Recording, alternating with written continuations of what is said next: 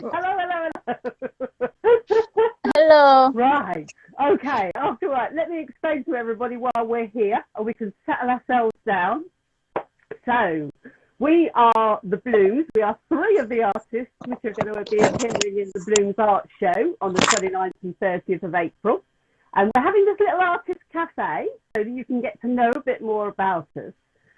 That's mission number one. But also mission number two is so you can hear us chat to each other about our art and hear all the silly questions that we ask each other.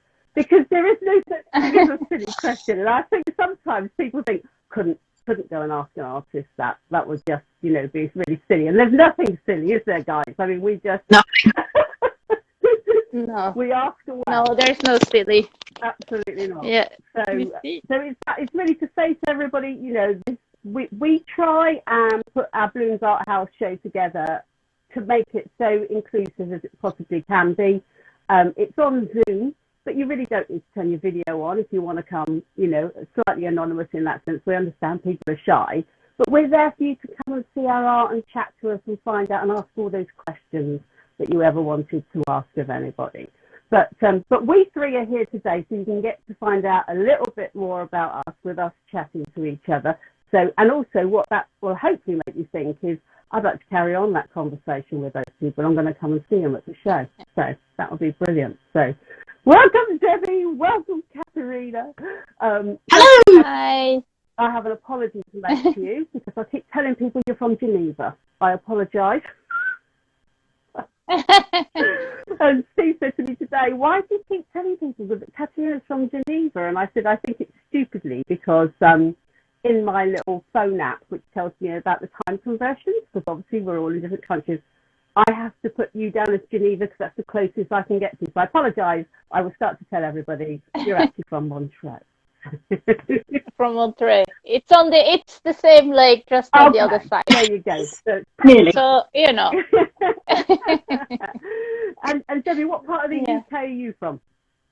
Originally, I'm from Kent on the coast, but I am in South Oxfordshire at the moment, about 55 miles from London, west of London. There you go. So near a big town called Reading and Henley-on-Thames, if anyone's ever heard of that. They're my two nearest towns. Famous, isn't it? Henley-on-Thames, the regatta. How nice. Yes. Yeah. Yes. And I'm from Stratford-upon-Avon, famous for Shakespeare. So there you go. Yeah. All very cultural. Is Montreux? Am I pronouncing that right? Is it Montreux? Montreux. Montreux. Fluent now I am. Look at that. Excellent. All right. Well, what I'm going to start doing is I'm going to start off saying, asking Katerina to tell us a little bit more, and then Debbie, and then me, and then we can have a general chat afterwards. Does that make sense? So, absolutely. Katerina, watercolour, that's your main medium, and you paint the divine feminine. Yes, so, the divine feminine. Fantastic. Yes, exactly. So it'd be brilliant if you told us a bit more, because from my point of view, I know that sometimes I see that you did quite a lot of kind of Frida Kahlo inspired, who obviously I know, but then I'm not sure whether you're particularly inspired by particular women for your pieces, or whether you just feel channeled, or whether it's inspiration. Love to know about it. Tell us about it. So I feel channeled very often in what I paint, and at one point, Frida came through very, very strongly. Lovely. It's like, I want to be seen, I want to come through you. And when I read afterwards up on her, she is actually very engaged. She was engaged in women's rights, and that we stand up for ourselves, that we stand in our feminine power. Yeah. It doesn't mean we don't have the masculine energy in ourselves as well. We're yin yang. It's both part of a whole. Yeah. We can't just have one without the other. In that sense, yeah. Absolutely. Yeah. And so when you paint, because there's beautiful colours and things which come through. So do you feel like you're painting their whole essence, or do you feel like you're painting their soul? What part? How does it feel to you that you're painting? So for me, it feels like I paint one part of the essence, because the feminine and divine feminine is made out of all different kinds of parts. It's been spontaneity, inspiration, all these kind of things. Mm-hmm. So every painting is like a little piece of that. Okay. And, Oh, okay. yeah. Oh, I like that. Oh, okay. So someone might feel like they really connect with that piece of that and think, oh, yeah, that bit, I've got that. And so connect with it. And, there you go. Excellent. Oh, I love it. I love it. See, this is why I love finding out about other people's art. I find it so... the only thing that I have to say that is upsetting about our show is that I can't go around and see everybody because I have to actually be in my room. We miss out on going and having all this chat. So we've got Jackie Walker saying hello. She's on saying hello to everybody. So hello, Jackie. Say hi. Excellent. Oh, well, that's fantastic. Okay, so let's go briefly over to Debbie, and then we'll have a sort of. So Debbie. Hello. Ceramicist, but you focus on moon jars, don't you? Which are yes, wonderful vessels, but you don't do them on the wheel, do you? You build them up, and you do some different things with the firing. Tell us, Stu. Right, yeah, I hand build. So I make coils of clay, and I if they're quite small, I can make them just with the coils. But if they're larger, I need to put them into molds to support the clay while it dries off a bit. And then I put the two halves together, which may sound sort of like it's a little bit cheating, but several years, before COVID, and I've lost track of where in time this all happened. I did go on a throwing course to learn how to throw a moon jar with a Korean potter, and he was basically telling us, they've always thrown them in two halves and put them together, so I feel quite legit. There you are. But yeah, it's the way I fire comes from a sort of a couple of threads coming together.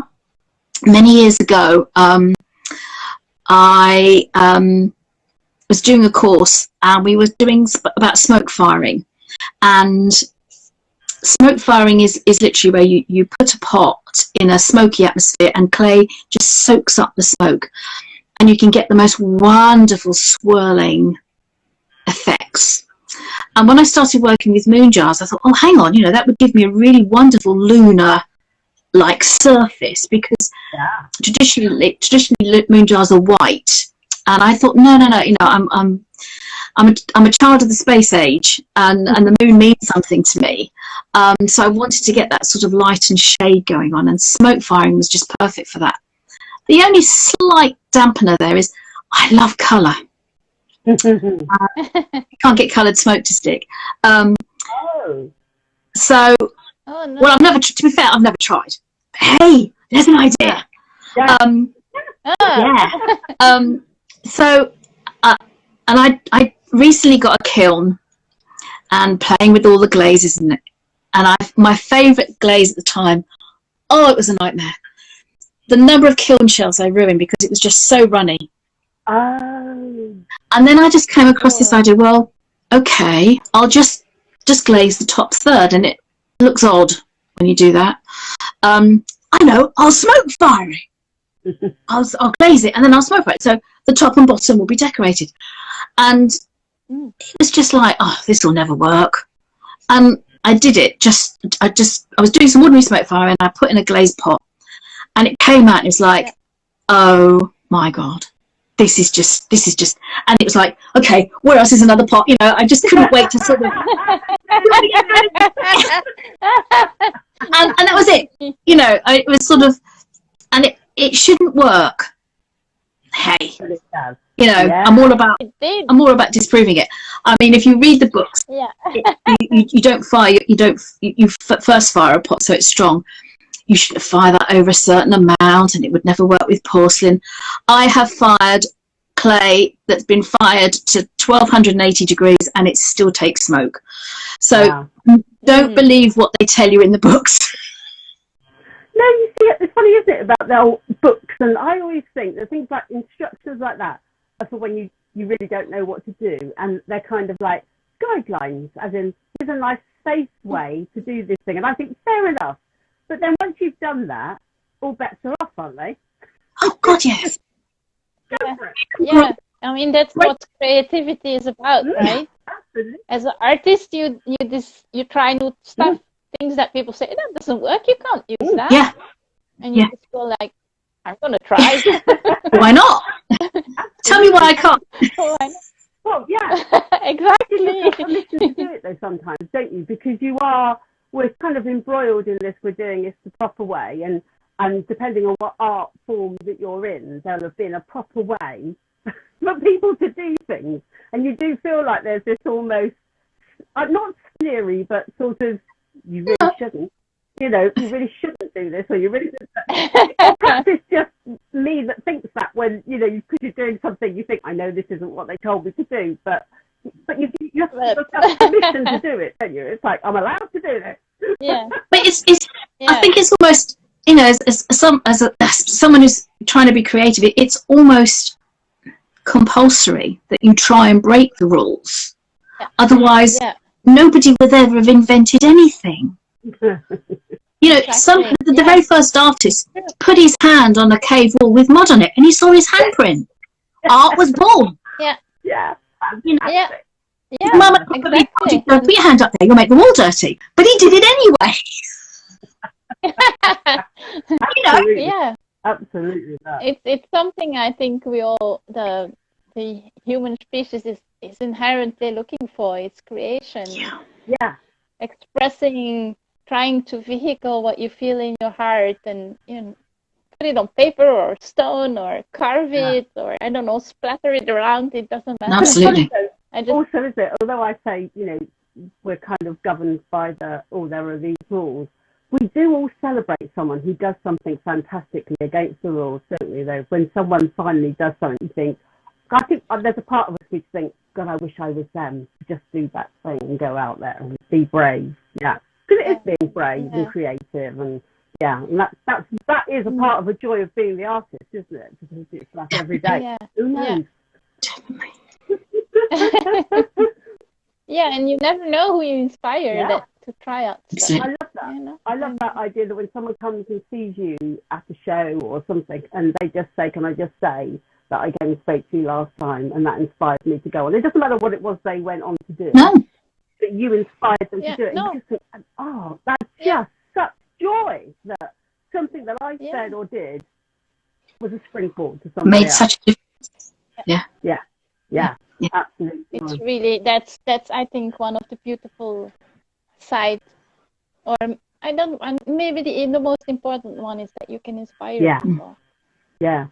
And to go out, that they try things they would maybe not have, even if it's going for, I don't know, I'm going to walk from here to Rome, or I'm going to take my bicycle and I just go off to Iran. Yeah, go for it. Yeah. Absolutely. Which also goes along, once again, one of the, I know we say about people coming and talking to us at the show, but that also it's that encouragement, isn't it? It's that until they come and have those conversations with people. And if you are, and I know there are a lot of people that I found when we got through COVID who are actually housebound people for various reasons. And of course, we met them more because we were doing more online things. And I sort of think, well, our environment being online is inclusive in that sense. So somebody who couldn't necessarily go out to a show can come and let's travel the world. Because we've got Australia, New Zealand, Italy, Montreal. Montreal.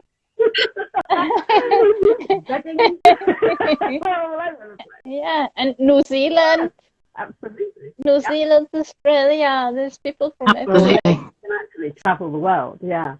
I mean, in my art, where I actually I did stumble initially with the, this is the way you should do it. You must use wool and it's needle felting, and I very much was like, oh my God, I can't use anything else involved in my sculptures, until I finally gave myself permission to go wild. And initially I went too wild, because you have to go too wild, really, don't you, to start with? Yeah. You come back down. You go far too far, and then you go, ooh. Okay, calm down. And maybe bring some other stuff in. But now I do, and, Yeah. and like my behind me, I can just see him behind me, my pangolin. Yeah, I love that one. Thank you. On the edge of each of the scales, and there are many, I've actually got real gold leaf just touching the edge, just to give that shimmer of the.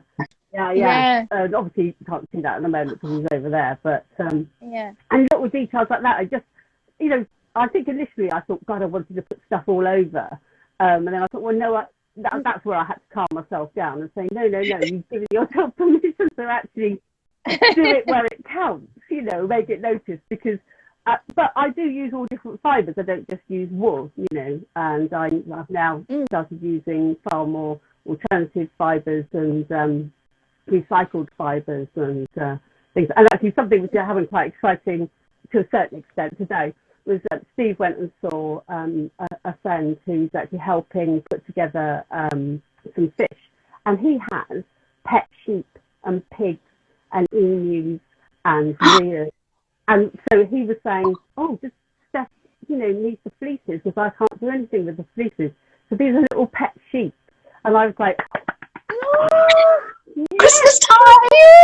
So what I'm proposing we do is that we actually take the cameras down there and introduce the sheep to everybody, and hopefully, if during shearing time they'll let us, we can film them being sheared and bring the fleece back and then show what I do to process them and then eventually get them into a sculpture. And I just sort of Brilliant. It's awesome. I think a lot of artists are getting more conscious about the environment anyway, and the materials they use. For sure. And trying to have less impact. I don't know how it's in the UK, but in Switzerland, all the paints that have cadmium in it are not available anymore. Because they're toxic for the environment and they're toxic for the artist, obviously. So I love that you try to have like a fair environment for the animal where you get the wool. Yeah, I mean, the thing is now there are far more opportunities to do that. And in fact, I was talking to Linda Bell, who's our artist from New Zealand, who is a vegan, because I speak to her. I always call her my friendly vegan, because I understand veganism from my point of view, which isn't as a vegan, and you need to know, and it's not always the right view, is it? And sometimes I like to talk through with Linda about how I got the right understandings of, because it's all about inclusivity. In my world, it's all about inclusivity, of bringing people into my world, and I understand not everybody will want to use wool or have wool in their sculptures, and I can actually provide whatever they need, because there are just this huge variety. And if you need to know the name of the sheep that provided the wool, brilliant, I can do that too. And it's like, if that's important, that's fine by me. And because we should all be open about what's important to us, and it shouldn't be a barrier. I just think none of it should be a barrier. We should openly talk about it. Absolutely. Yeah. Somebody asked about do we see artists as competition or inspiration, which is an interesting question.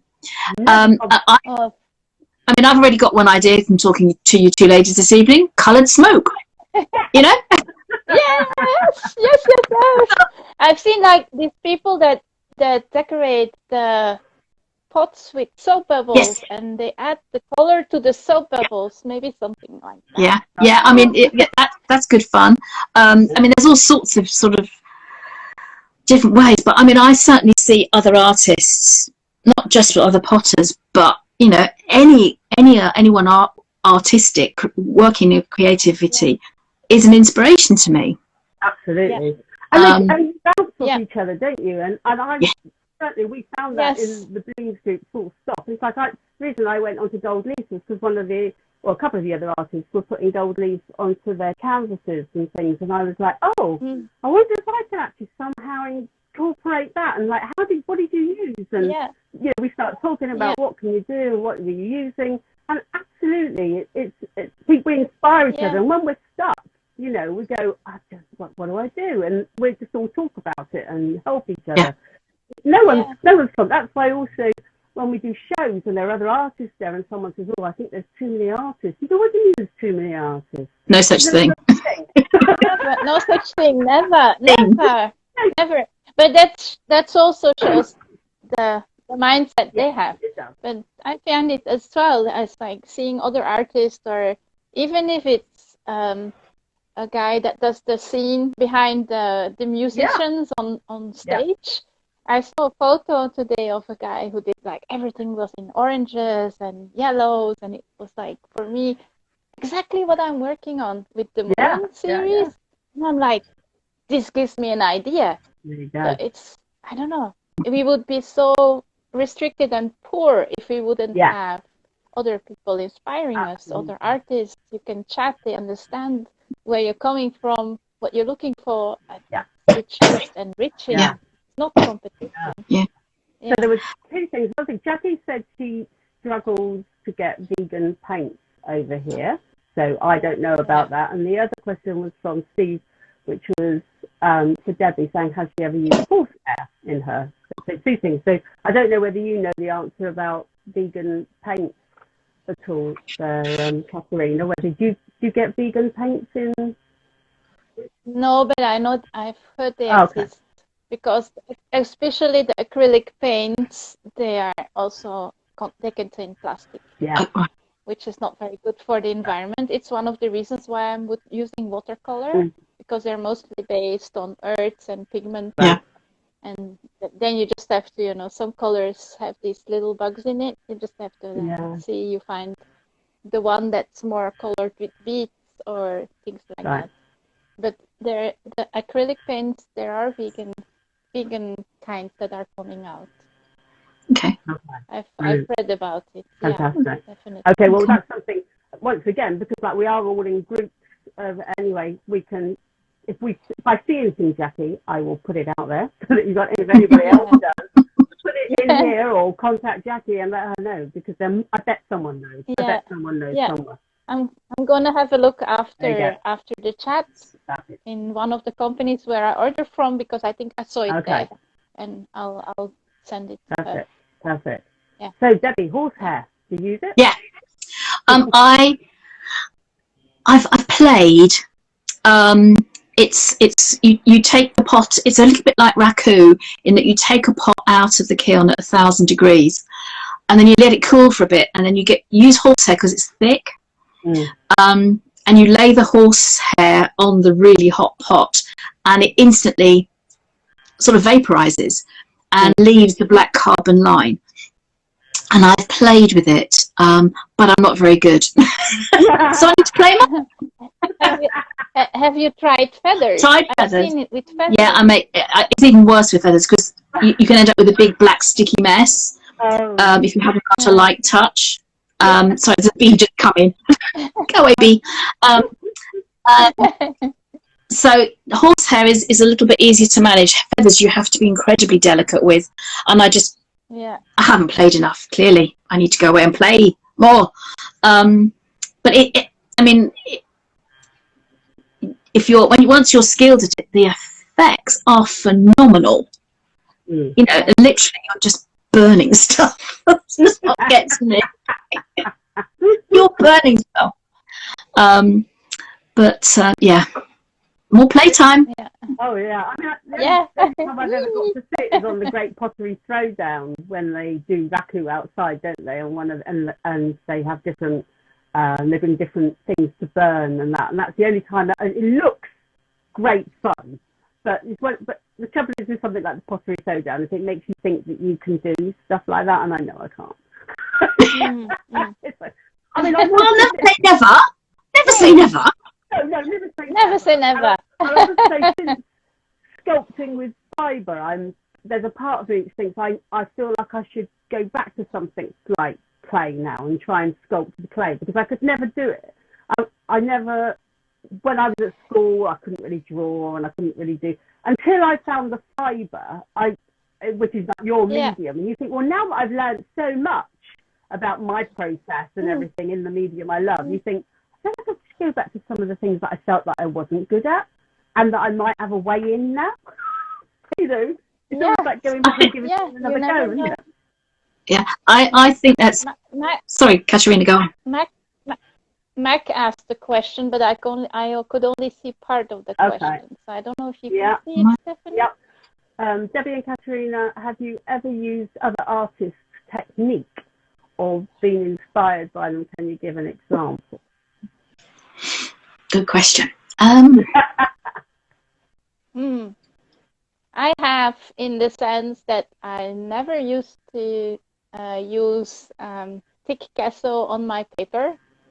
I used it on canvas, but never on paper. And then on TikTok, I saw another artist actually use thick gesso on the paper, and I was like, yes, I want to try this. Yeah.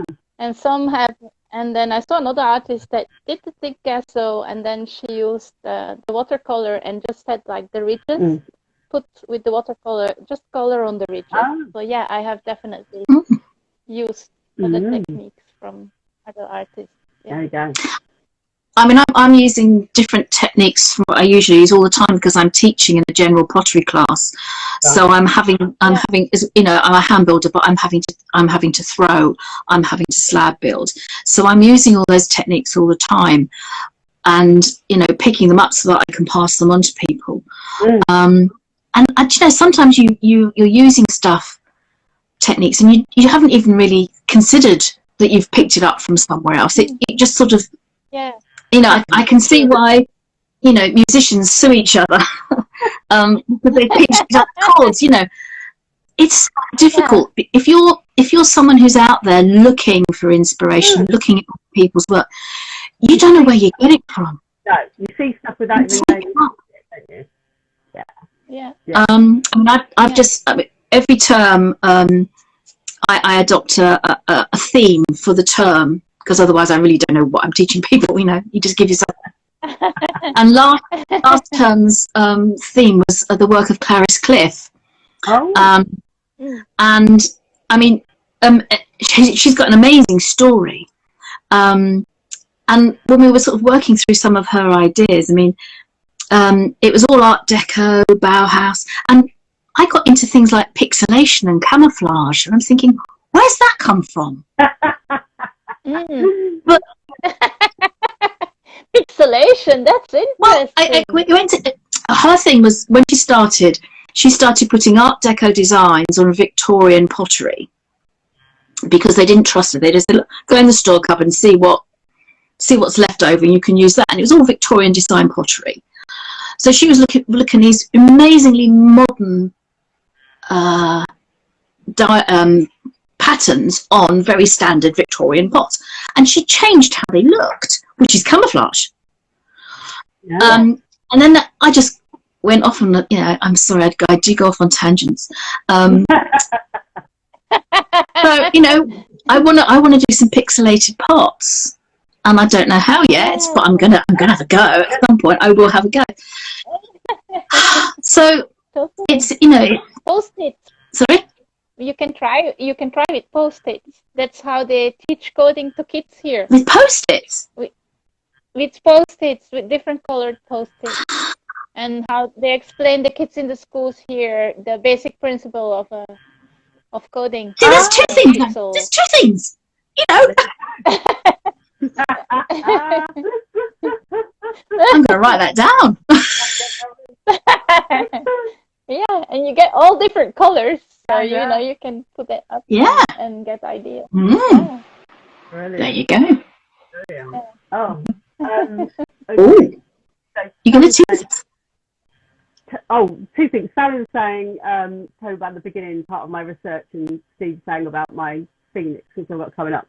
So what Sammy's alluding to here is once I get into doing my sculpting, you know, which is, I always say, is the more intuitive part, before I actually get to that bit, I do a huge amount of research about the animal. And in fact, I'm just about to start to do a phoenix, which obviously is a fantasy animal. So my research is going to be around all the different versions that people have brought out in fiction and a lot of the Harry Potterers, in fact, an awful lot of pictures were done of a version of a phoenix in the British Library and things like that. But it just enables me to really research into those things. But in something like my pangolin, which I've got behind me, it enables me to really narrow down why I'm doing something. And I always say, I start off by thinking, oh, I'd love to do a pangolin. And then you go into the depths and think, well, there isn't just one, is there? How many species are there, and what are the problems?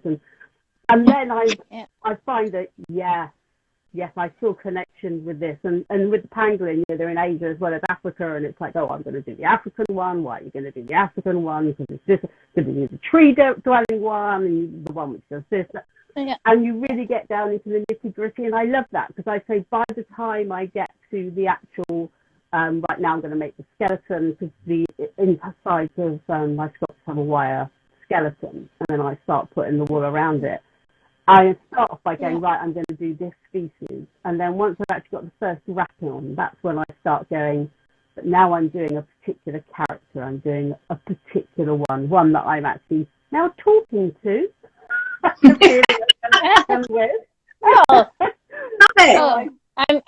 I'm relieved, because I talk to my paintings too. I talk to my pot. So I'm like, yes. I'm not weird. Oh, really fun. She used to watch a children's show with a phoenix. Oh, which one was that? Oh, who's that? And the phoenix is going to be huge. Well, phoenix is going to be huge, because I have shown this once before, but I've actually got the nest. Hang on, let me get this out. Yeah. Excuse me as I go off camera. Oh. Come back! Come back! Bang wallop in a minute, but here it is. Oh, she's back. Oh. That's how big the nest is going to be. Oh, wow. Oh, he's going to be huge. Yeah. So he's going to be coming. I can see some gold foil in the future. For sure. There's going to be gold, and there's going to be copper, I think. Yeah, there's going to be some real mixes in. I've just... the thing is that there's that which I've had in my head and I haven't yet put down onto paper, and I now know that part of my process is once I start getting it down on paper, it's really solidified. So there's a part of me which is like, I'm not ready to get it narrowed down yet. It's still in the, I go anyway.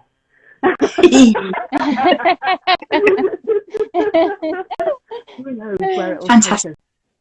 Which is fantastic. Brilliant. Oh, I think we may. Are we coming to the end of our 30 minutes? I think we might be. One thing I'm also going to say is that, Debbie, you're guesting on Wacky Lamps' show on Sunday, aren't you? Yes, I am. Looking forward to that. That's on Instagram here, and that's at Wacky Lamps, if people want to catch you again on Sunday. And is it 5 o'clock he's doing that? Yeah. 5 or 6, I can't remember now. Please confirm. I think it's 5 o'clock. I have my diary. There you go. I think it's 5 o'clock. There you go. And I haven't written it in my diary. Did you write it down? It's on the messages. I'll look at it, Yes, it's 5 o'clock. So that's brilliant. 5 o'clock. Wacky Lamp says 5. Excellent. I'll write it down. Yeah. So there's another chance to have a chat to you there.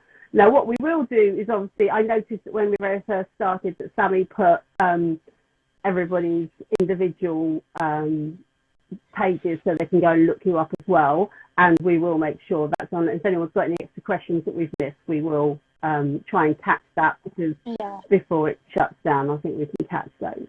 But otherwise, come and see you if your question has not been answered. Yeah. Come and yes. see us at the The one thing I haven't actually mentioned yet is it's actually free to come, which is really, really important. You don't have to pay to come in and see us, but you do need to register because we need to send you the links to actually come to the show. So we will put the links below, but you can come to the bloomz.co.uk website, and there's a big red ticket button that you can personally take you there. And also in the profile of the Bloomz Art House page here, we have a little link tree where you can literally just click and go and get your tickets. So you need to register. You'll then be sent the link to come and see us and everything. And it's I mean, Debbie, you did it with this last time. Katerina, it's your first time, which we're very excited to have you with us this time. But it's fun, isn't it, to do the show? I mean, it was. I spoke to people in Canada, South Africa. Pretty sure there was a New Zealander in there as well. Just, global. Amazing. Yeah. Really interesting. I'm not going to sleep. I'm not going to sleep the night before, I'm sure. I'm already Everybody's so excited. That's fantastic. That's absolutely fantastic. Yeah. Brilliant. Yeah. Everyone's saying they've enjoyed the chat and everything. So brilliant. And love the enthusiasm, of course. And we're all enthusiastic like this, aren't we? Because we absolutely love our art and love to talk about it. Yeah. So we absolutely love you to come along and talk to us, and we will go on and on and on. Definitely. We will. Yeah. Yeah. And if you're shy and don't want to ask, you can, they can always send us a message. Yeah, absolutely. Yeah. Absolutely. And that's the wonderful thing. We have Zoom set up so that we're all in individual rooms and people can actually choose to go around the rooms. They don't have to wait to be moved. Yeah. When you're in someone's room, you don't have to have your video on. There's even a chat button in there. So if you feel bits of, you can actually just put a little text up to the artist and ask a question, and we're happy to answer in whatever format you want to actually communicate with us. It's all absolutely fine. So, yeah, perfect. Yeah. Absolutely. Okay, well, anybody got anything else they want to say before we go? Sammy's coming in. I'm back to throw you off. No. We're having fun. No. Yeah, we've got to zip it now, because otherwise people won't come to the show. If they want to speak to you, they have to come to the show. They have to get their tickets, come along to the show with their glass of wine or cocoa, whichever you prefer. I'd just like to say, after 9 o'clock on the Saturday night, the girls may be a bit tipsy in their studios. Not me. No, Katerina's a good girl. I just don't like the taste. Otherwise, I would. I totally would. Yeah. All right. So I'll stick with my tea and Well, you say it's tea. Yeah. Like a whiskey to me. I was a tea bag. Love it. Excellent. Well, thank you so much, ladies. That was brilliant. Really, really enjoyed that. So looking forward to seeing you all at the show. Absolutely. yeah. So I will say it in my usual way. You need to flick yourselves off. And then I'll close it down. Lovely to talk to you. How do you do that? Is it X? Just the little cross on the top, or Have a good evening, everyone. Okay. Bye.